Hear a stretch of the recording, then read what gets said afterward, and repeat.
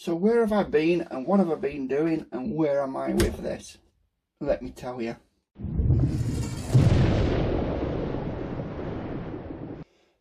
Right then, as you know, if you can remember that far back, I am fitting the Beier SFR-1 and new territory for me. Not really up to speed on how it's configured, how the software works, etc. I have tried watching people on YouTube, but the usual people seem to focus the camera on them and not on what they're doing, and I didn't take much away from their videos, so I've had to figure it out myself. So life's been hectic, life's been very busy, and not really had much chance to get into this because work's taking up a lot of time, and so is family stuff. This is a hobby that we get to grips with when we've got the free time. So anyway, where am I? And my first thoughts on the Beier system is it's very good. I am a die-hard Tamiya MFC user. It does what it says. You don't need any extra tools to get it to work. You don't need much skill. No computers, no wiring, nothing. It is just simply plug and play, and it does the job very well indeed. Now, people say it's outdated and it is, you know, really in need of a refresh. Now, I don't really agree with that, because I know everybody's using the GT power units now, and it's the same as the MFC, but it does that job very badly. The Beier system, the sounds you get with the sound teacher are rubbish, dog shit rubbish, because they're computer generated. The horns are like from a tugboat or a ship. They're not actual air horns. The reversing bleeper sounds like it's off a 777 mining truck. Not impressed with the sounds at all. So I've spent absolutely hours downloading sounds and editing them, because you can't just get the sound effect of a Scania startup, a Scania idle and a Scania running, right? You have to have different sounds between, like the startup, the engine crank and start. Then you have to have a transition from that to idle, and then a transition sound clip that goes from idle to drive, and then from drive to shutdown. And you have to know what you're doing on the laptop with software like Audacity, and that is it's basic. It does what it does. It is easy to get to grips to. To download sounds, you have to go via Media Human, which is very good. Just copy URL links from YouTube into it and it will download the sound clip. You can then upload that to Audacity, and then you can get the sound file. So recent file will have you know, one I've already downloaded, and basically that sounds like this.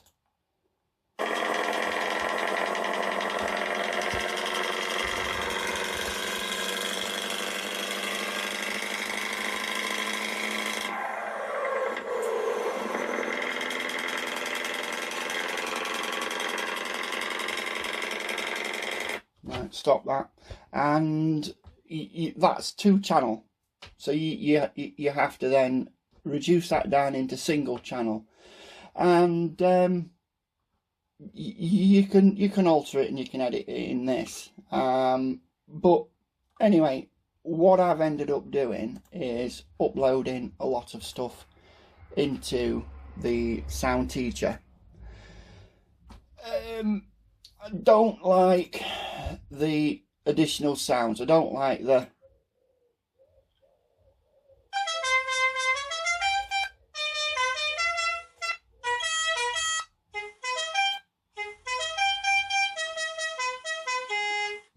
pretty lame. So I've actually gone and downloaded the horn off my truck. Where's the big air horn I've downloaded off the internet?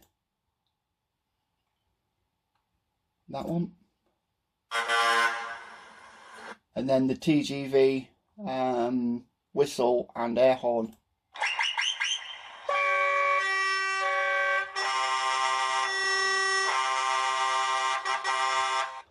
And then you have to configure that into everything, and then you have to choose your outputs and what you want those outputs to do. And you just have to, you know, get to grips with it. So this is where I am. So turn on my bench power supply and switch this on. I'll turn it on in a minute. Now what I've done here is I've fitted the DMW wig-wag flasher unit from Aztec Models. Very good little unit. And I've got 4 lights in the front of that. Took me a long time to file out the square holes. The lenses are actually spare in the 8x4 kit. They are specific to the 6x4 truck. And I've also wired in 2 beacons and the beacon bar and got them running off channel 7, these running off channel 8. And then I've got channel 1 and 2, obviously that's for steering and throttle, and then proportional channels 1 to 4, proportional channels 1 to 4 on the SFR-1 unit. So let's power this up and turn on my radio and set it to the Scania 8x4. Oops, let's just knock 2 of those out. They haven't been glued in yet. So volume, where's the volume? That's that.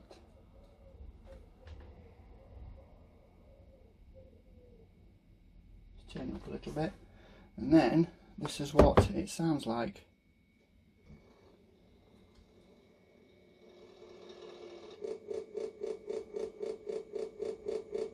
The sound editing isn't finished yet.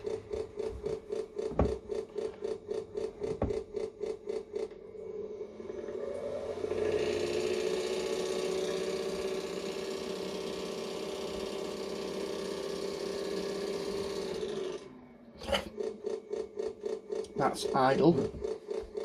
Now, I can't remember which.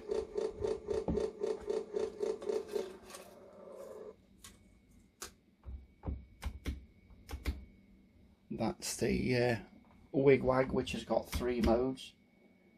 All flash, off, all on, and wig-wag. The beacons, let's just get you over there.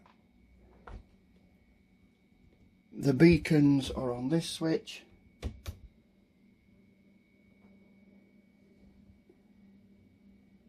And if I want to change the mode for, that's sort of just on off, and then if I want to change the mode, I just flick the switch backwards and back to center, and that just cycles through the different modes for the beacon.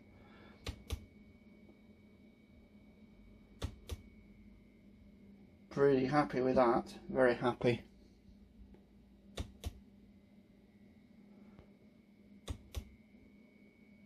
There's quite a few different modes to the light bar. Turn those off.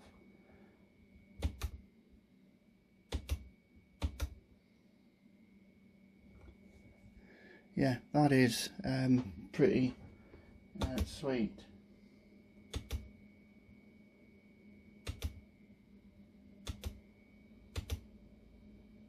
Yeah, I like that one. And then there's that. So if I switch them off and them off, and this is the throttle for the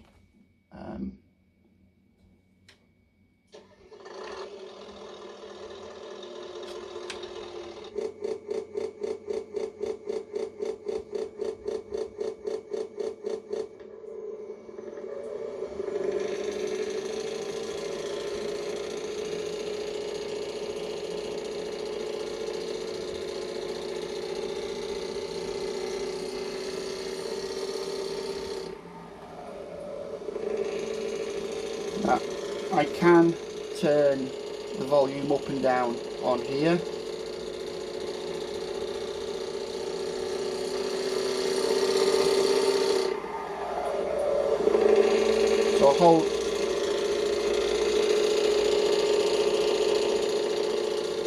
So all I do is hold this stick all the way to the right and it turns it down.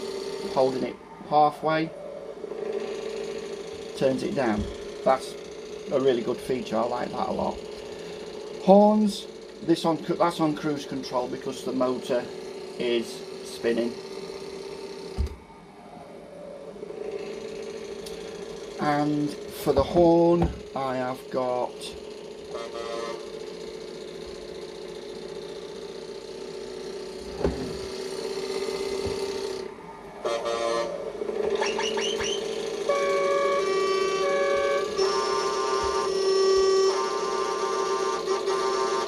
all the way up for the loud air horn, all the way down for the TGV whistle, etc., and then just down a little bit for, that's what a normal horn is like. So let me just brake on that, and I'm going to plug in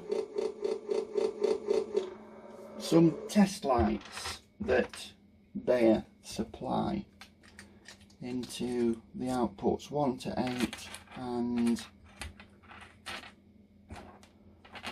that.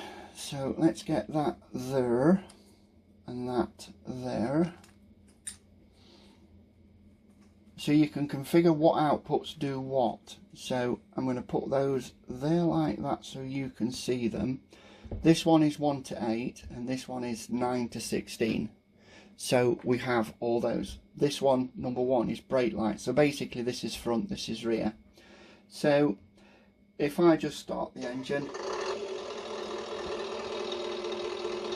and just get it going on a bit of a cruise control, if I push my right stick up part way, I'll get the headlights to flash the main beam, which is output 4, and that's all that does. Let me zoom in to that. So my headlights is going to be output 4. Now steering is front 6 with the bending light, which is the fog light 8, and 6 on the rear.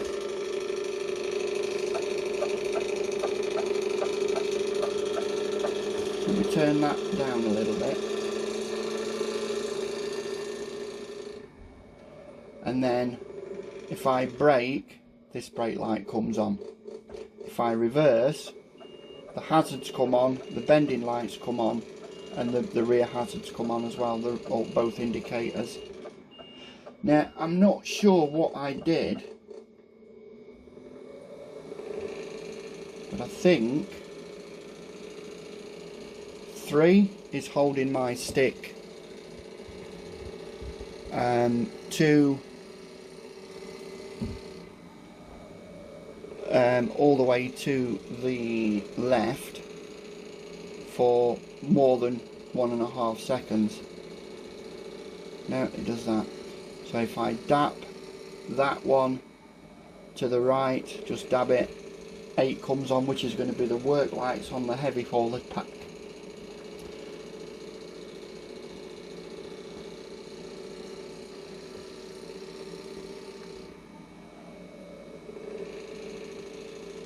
So these are my headlights, which is long hold halfway on the left stick, long hold on and long hold off. So that's 1, 2 and 3 working. Number 4 is my headlights. If I hold it up, it stays on. I can't remember which way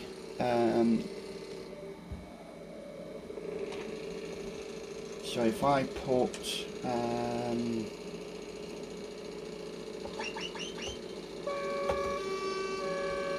I can't remember. Let's go to outputs, light output options, outputs. So I've got, according to this, I have got parking lights on 1 and 2, which is going to be my headlights. Low beam headlight on 3, and that is, yeah, low beam headlight. Bending light indicators is 5, 6, 7 and 8. Brake light is number 9. Reversing light is number 10. Rear fog light is 11. 12 I've got nothing, blah blah blah. So I might have enough room to put dynamic sequence on. And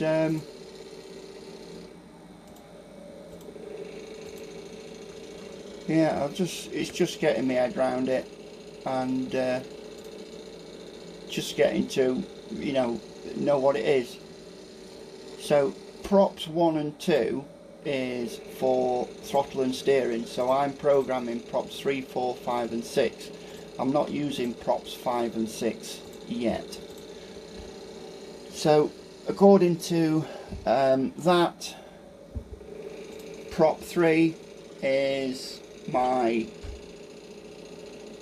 right stick up and down movement, which is in position static, there's no other option. In prop 4, which is my left stick, for short in position, low beam, high beam, hazard lights, output 16, and fog light, long in position memory, one way. So let's get that turned off, and now I know how I've done that. So short in position, brings on these two. Long in position,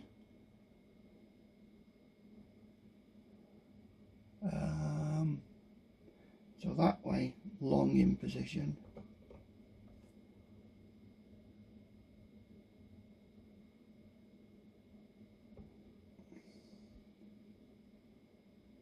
I can't remember. I'll have to refresh my memory and get into it, but that is where I am with it. It's taken a lot of time to figure out what sounds I want, where I want them, and what sounds I don't want, and programming this basically. Now this is all well and good, the 2 test light outputs, but the Beier AK8W or whatever they are, AKL8W, you would have thought that that plugs in there and that plugs in there. but that means there's a hell of a lot of cable there, so you can shorten it. So I shortened it to something a little bit more manageable. Where's my ribbons? Where's my... oh, there. So cutting them down and put an end on this and then just had it in there. So rather than have one that's 12 inches long, we could have one that is a little bit shorter. See what I mean? So I could have one that's shorter. So if I put one of these ends on there like so, guess what? It's wrong, because these two here, 9 and 10, are the commons, the common positives, where this is outputs 1 to 8. And if you get these, they come like this. And you think, oh yeah, very good. Oh, brilliant. But if you shorten it, you can't just put that end on there and have it flat like that, because that has to be twisted, which is a bit shit. So basically I've shortened it and then had to split all the cables so it's like that, because the two positives is the black and white on this side and on this side, on the opposite side. So if you wanted to put them in there, that's how we've got to do it.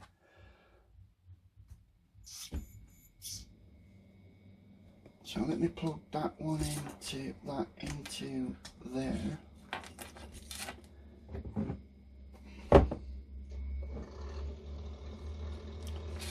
And then I can show you that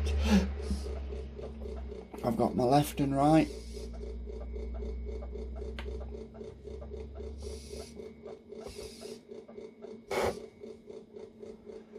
And headlight flash, which is them two.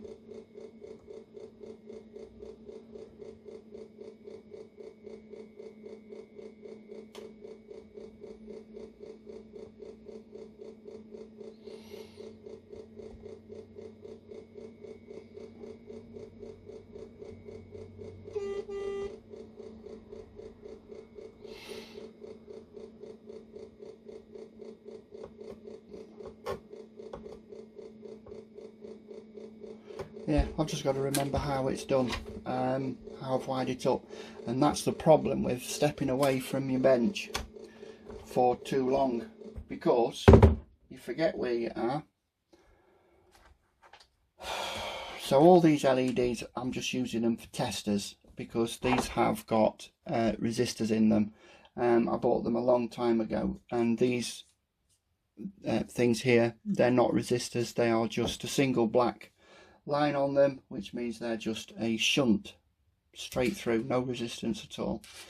I've got plenty of resistors over here, and my main beam is going to have to go from 5 to 3 volts, from supply voltage to supply 5 and 3 volt, because you're going to need a lot of resistors, a lot of knowledge, and a lot of patience, and a notepad to see where you are.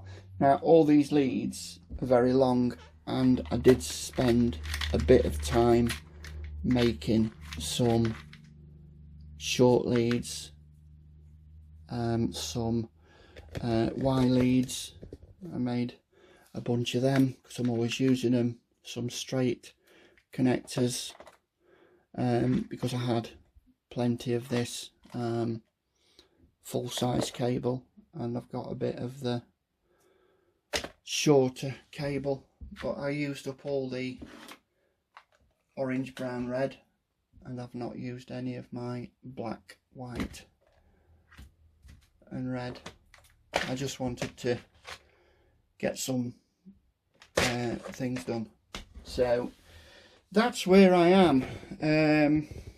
Hoping to get into it pretty soon, because it is looking rather nice when it's all together, because at the moment it sits over there all in bits.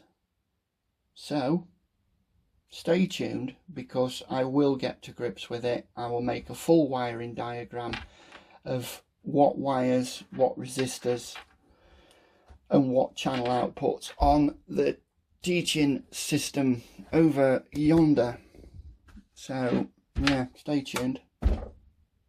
So boring video, it's done my head in, but I am going to persevere with it, because I would imagine the first time you use one of these, it's going to be a little bit tougher than you would imagine. Definitely not for the beginner, definitely not. But yeah, it's not cheaper than the MFC. It's not cheaper. It's not cheaper. And whoever says it is, I just can't see why they're saying it is, because it's not cheaper. You've got to buy so much, and you've got to have all the tools to put it in. Whereas the Tamiya MFC does the job, and does the job very well indeed. So I'm going to leave it at that. And yeah, stay tuned, because I promise I will get to you and upload something decent.